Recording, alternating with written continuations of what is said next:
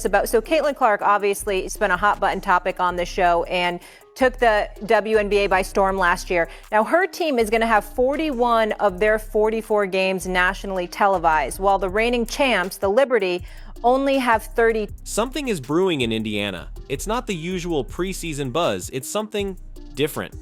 Lexi Hull is back with the fever, yes, but the way she's back is what's truly turning heads. Forget easing into the offseason, we're talking about an explosive return fueled by an intensity that has reportedly left even seasoned coaches speechless. Head coach Stephanie White herself was said to be stunned witnessing the workout sessions between Hull and none other than Caitlin Clark. This isn't just about early practices, this is about a shocking level of commitment, a dedication that's raising eyebrows and sparking a crucial question. Is this unseen hustle the key that finally unlocks the Fever's full potential, or is there a deeper, more personal battle driving Lexi Hull's relentless offseason grind? Of women's professional sports. Dismiss the usual metrics of wins and losses for a moment because what's unfolding before our eyes transcends the scoreboard. Caitlin Clark isn't simply playing basketball, she's igniting a revolution, a wildfire of change that threatens to redefine not only the WNBA, but the entire landscape of women's athletics.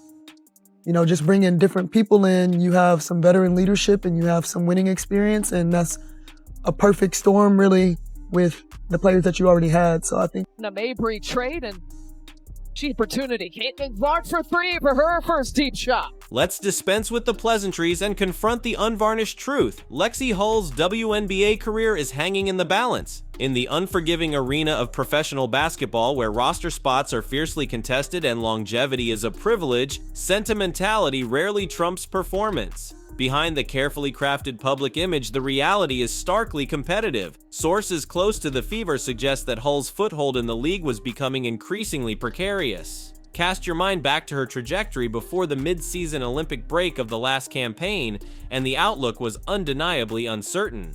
Her minutes were inconsistent, her impact sporadic. The promise of her draft pedigree seemed to be fading. It was that unexpected post-Olympic surge, a sudden burst of form and confidence that served as nothing short of a career resuscitation. That period wasn't merely a hot streak, it was a critical intervention, a lifeline thrown just as she teetered on the edge of the league's unforgiving margins, granting her another opportunity, another season to solidify her place. Clark lobbing it in, Boston draws two. You bet! Hey, don't worry about us. Enjoy yourself. It's a game. You deserve it, girl. Take a load off. Yeah, I'm gonna make it awkward like I always do. Hi, Miss Shirley. How you doing? I'm Sydney. Thank you. Just as Hull embarks on this arduous climb to solidify her position, a formidable new obstacle materializes, casting a significant shadow over her aspirations, the arrival of Sophie Cunningham. Cunningham's signing in Indiana isn't a mere routine roster adjustment. It represents a direct and substantial challenge to Lexi Hull's playing time, her established role, and indeed her very standing within the Fever hierarchy. While their playing styles aren't carbon copies, Hull known for her tenacious defense, Cunningham for her offensive flair, the inescapable fact is they occupy the same positional landscape, both vying for those highly coveted wing minutes that can define a player's career trajectory. Cunningham, a proven commodity in the league, brings an undeniable offensive arsenal, a scoring punch that can ignite an offense and shift the momentum of a game in an instant. She's a player capable of hitting contested shots, creating her own offense, and stretching defenses with her perimeter threat. Hull, in contrast, has carved out her niche primarily through her defensive prowess, her reputation as a tenacious perimeter defender, capable of locking down opposing guards. However, in a contemporary WNBA increasingly prioritizing offensive firepower and perimeter scoring, the question arises, is defensive... We're proud to announce a huge step forward for WNBA players who just reached a monumental agreement with their league. Their paychecks are skyrocketing by 53%. They're getting a 50-50 revenue split with the league. Players on maternity leave will get their full salary plus better workplace and travel accommodations. Way to go and nice going, ladies. And then there's the catalytic presence of Caitlin Clark. If one seeks the epicenter of this burgeoning intensity radiating from Indiana, look no further than the magnetic pull of Clark's unparalleled work ethic. Impressive feels like a gross understatement. Legendary is starting to sound more appropriate, and for some, the word obsessive might even creep into the conversation. While the vast majority of the WNBA understandably is relishing a well-earned respite after a demanding season, Clark appears to operate on a different plane, seemingly fueled by an inexhaustible internal engine. Anecdotal reports are surfacing with increasing frequency detailing her relentless training regimen. She's been spotted logging hours at the NVPA gym in New York, diligently honing her skills even while ostensibly there to support her boyfriend Connor McCaffrey at his coaching engagements, a testament to her almost superhuman capacity for multitasking dedication, and the stories don't end there. Even a high-profile social outing, attending a Chiefs game alongside Taylor Swift, didn't disrupt her meticulously structured routine. A rigorous morning workout was predictably slotted in before she even set foot in the stadium, demonstrating an almost monastic adherence to her training regime. This isn't merely about consistently hitting the gym, it's a deeply ingrained lifestyle, a 4th, and on the shoulders of Aaliyah Ball, Caitlin Clark. Hey, don't worry about us. Enjoy yourself. It's a game. You deserve it, girl. Take a load off. Yeah, I'm gonna make it awkward like I always do. Hi, Miss Shirley. How you doing? I'm Sydney. Thank you. However, concurrent with this meteoric ascent, a tempest of backlash is gathering on the horizon. While arenas are packed to capacity and viewership numbers are scaling unprecedented heights, the celebratory atmosphere isn't universal. A chorus of dissenting voices is emerging, comprised of rival players, skeptical media commentators, and even segments of the fan base, all raising concerns often laced with criticism. Accusations of blatant favoritism directed towards Clark and the Fever are becoming increasingly vocal, with some dismissing her profound impact as merely a product of overzealous hype and media orchestration. Undercurrents of jealousy and resentment are starting to surface, casting a shadow on the otherwise celebratory narrative. Rumors circulate of veteran players expressing discontent, murmuring about perceived unfairness, and questioning the disproportionate attention and accolades showered upon a rookie, while seasoned professionals who have dedicated years to the league seem comparatively overlooked. Is this dissent rooted in simple envy? Is it fueled by an underlying fear of the unfamiliar and the rapidly changing dynamics of the league? Or is it perhaps a more complex reaction, a collective shock at witnessing a 22-year-old newcomer seemingly rewrite the established rules of the WNBA game overnight, leaving the established order, the old guard, scrambling to adapt and recalibrate in her suddenly elongated shadow? Irrespective of the motivations, a palpable sense of unease is permeating the discourse, and the metaphorical ashes of doubt are beginning to settle upon those who once underestimated the transformative power of the Caitlin Clark phenomenon. Chicago Sky have had to move 2 of their home games to a larger facility. To truly grasp the magnitude of the shift, we must dissect the intricacies of Clarkonomics, because it is within the financial repercussions that the profound power realignment within the WNBA becomes starkly evident. Caitlin Clark's contribution extends far beyond mere on-court brilliance and game victories. She is, in a very real sense, acting as a financial engine, actively generating substantial revenue streams for the entire league. We've already touched upon the astonishing jersey sales, but the economic ripple effect extends far beyond the realm of merchandise. Ticket demand for Fever home games has surged by a staggering 39%, representing a significant influx of gate revenue. Even more impressively, road games featuring the Fever have witnessed an even more dramatic 87% spike in attendance, demonstrating Clark's unparalleled drawing power across diverse markets. Consider the WNBA Draft Night itself. Traditionally a niche, low-profile event which, upon Clark's entry into the professional ranks, metamorphosed into unmissable television, shattering viewership records with an astounding 374% increase compared to previous years. This is not simply attributable to fleeting star power. It represents a fundamental financial earthquake, a seismic shift in the economic landscape reshaping the very future trajectory of the league. This substantial financial windfall isn't solely enriching team owners and executives, it's creating a cascading effect, a rising tide that is gradually lifting all boats, beginning to translate into tangible benefits for players in the form of enhanced salaries, expanded sponsorship opportunities, and increasingly lucrative media rights agreements. Caitlin Clark isn't merely elevating the profile of her own team, she is in essence bankrolling a significant portion of the WNBA's current and future prosperity, paving a pathway towards a demonstrably more financially robust and sustainable future for women's professional basketball.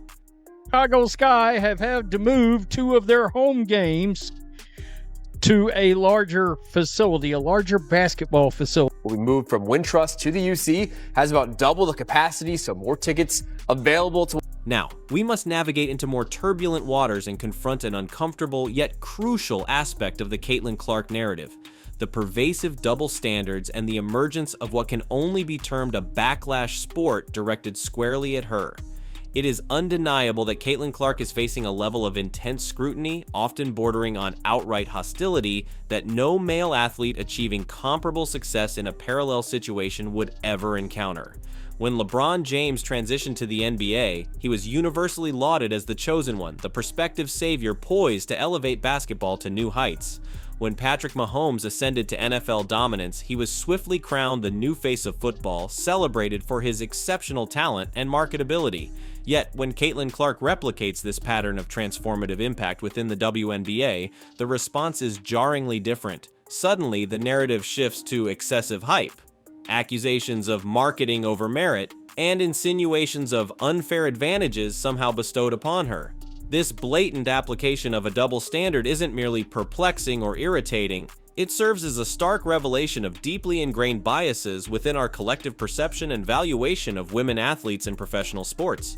Consider, for example, the pointed comparisons frequently drawn with Angel Reese. When Reese engaged in a visible taunt directed at Clark during the NCAA Finals, she was swiftly and widely labeled as classless by various media outlets and commentators. Conversely, when Clark has engaged in demonstrably similar displays of competitive intensity, they have been largely dismissed or even valorized as mere competitive fire or expressions of passionate play. Academic research, including studies from the University of Illinois, has provided empirical evidence confirming that Angel Reese has been subjected to racially charged criticism, underscoring a legitimate and deeply troubling issue of racial bias within sports media and fan discourse. However, instead of unequivocally celebrating Clark's undeniable accomplishments and acknowledging the unprecedented surge of positive attention she is bringing to the WNBA, a contingent seems inexplicably determined to diminish her achievements, to dissect her every move under a hypercritical lens, revealing a disquieting undercurrent of resentment and perhaps even prejudice lurking beneath the surface of the ostensibly objective sports commentary. It is as though the act of criticizing, dissecting, and even attempting to diminish Caitlin Clark's remarkable rise has itself become a form of perverse spectator sport, a backlash sport fueled by a complex mix of factors ranging from discomfort with rapid change to deeply rooted societal biases regarding women in positions of power and influence within the sporting arena. Last team in this contender tier, the Indiana Fever. What the heck? They went yet round of applause. That's all I can do. That's my breakdown of it. Holy, right there. What? Like, they won. They won. Hold on. Let me clear that. They didn't win like a championship. I'm not calling them a championship team. Well, championship contender. I'm not giving it to them. But they won free agency, hands down. Absolutely. Can you imagine? The WNBA now finds itself perched at a critical juncture, standing at a definitive crossroads in its history. For years, spanning decades, the league has persistently and often publicly articulated its aspirations for mainstream recognition, for more substantial television contracts, for enhanced player compensation, and for a more profound and lasting cultural impact on the broader sports landscape. Now, in the incandescent form of Caitlin Clark, the WNBA has been presented with a catalyst, a singular force that is demonstrably delivering on all of those long-held aspirations and in many respects exceeding even the most optimistic projections. She is drawing unprecedented viewership, generating substantial revenue increases, and undeniably injecting a new level of vibrancy and excitement into the league. Yet paradoxically, pockets of resistance remain, a clinging to established norms and a palpable discomfort with the sheer magnitude and velocity of this Clark-induced transformation. There exists within certain segments of the WNBA community a discernible reluctance to fully embrace this new era, a hesitation to wholeheartedly capitalize on the extraordinary momentum Clark has generated. Will the WNBA leadership and the broader ecosystem of players, coaches, and stakeholders possess the vision and the courage to wholeheartedly embrace this Clark-led revolution, to ride this wave of unprecedented attention and financial prosperity towards previously unimaginable heights? Or will entrenched biases, petty jealousies, and a general resistance to rapid change ultimately impede progress, stifling the very advancements and breakthroughs the league has so longingly pursued? The choice before the WNBA is stark and unambiguous. Adapt decisively to this evolving reality, leverage the extraordinary opportunity presented by Caitlin Clark's transformative impact, and propel the league into a brighter, more prosperous future, or risk being irrevocably left behind, relegated to the margins of a sporting landscape that has been fundamentally and permanently altered by her arrival. One thing is now unequivocally clear: the WNBA, in the wake of Caitlin Clark's emergence, will simply never revert to its previous state. It has been irrevocably changed, and its future trajectory hinges on the choices it makes in this pivotal moment. Being the biggest show on wherever you go now.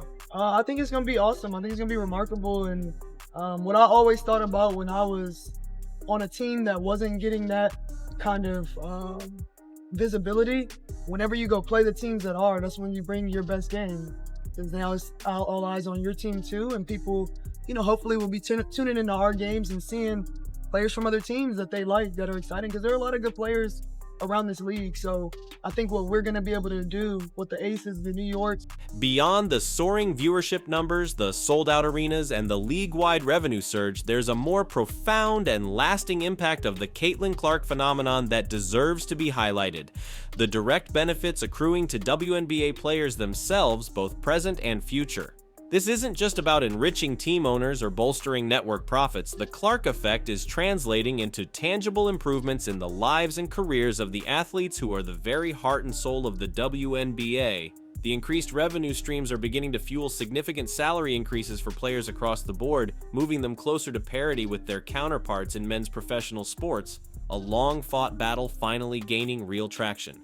Furthermore, the enhanced financial stability of the league promises to unlock investments in crucial areas like improved training facilities, enhanced travel accommodations, expanded support staff, and greater resources dedicated to player development and well-being. Caitlin Clark's legacy, therefore, extends far beyond her individual achievements on the court.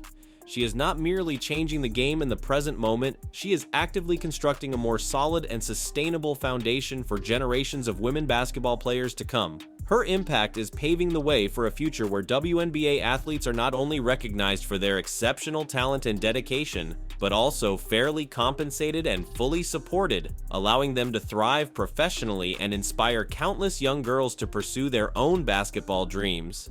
This perhaps is the most revolutionary aspect of the Clark effect, the empowerment of WNBA players and the creation of a more equitable and prosperous future for women's professional basketball.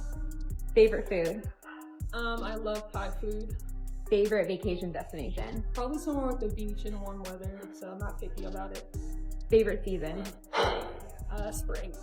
First thing you do in the morning? Go brush my teeth. Favorite movie or TV show? Favorite movie is Interstellar. I love a good sci-fi film. Early bird or night owl? I do both. Honestly, I get up early, stay up late, kind of go wherever my body's flowing with. Favorite animal? My favorite animal? I just came up from Australia, so I'll go with the kangaroo. What's your favorite? The overarching narrative surrounding Caitlin Clark's entry into the WNBA is far more nuanced and complex than simple wins and losses on the court.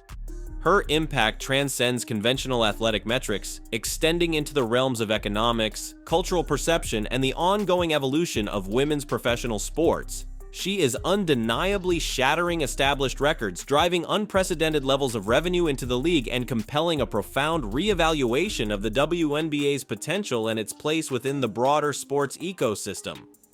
But the central, lingering question persists: is Caitlin Clark merely the WNBA's temporary savior? The individual player who, through a confluence of talent and circumstance, temporarily elevated the league's profile and visibility? Or is she something far more transformative, a true revolutionary, a catalyst for a fundamental and enduring shift in how society perceives, values, and invests in women's sports on a global scale?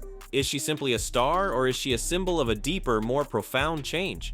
The definitive answer to this multifaceted question remains elusive, still unfolding in real time as the WNBA season progresses and as the ripple effects of her arrival continue to propagate throughout the sporting world.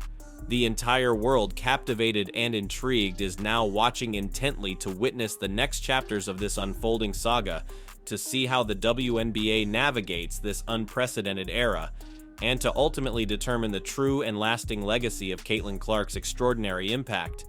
If you want to stay at the forefront of this unfolding story, to gain deeper insights into the WNBA's explosive transformation, and to access the most insightful analysis of the Clark effect, be sure to smash that like button below, share this video with fellow sports enthusiasts, and subscribe to our channel for consistently in-depth coverage and the hottest takes on the ever-evolving world of women's basketball.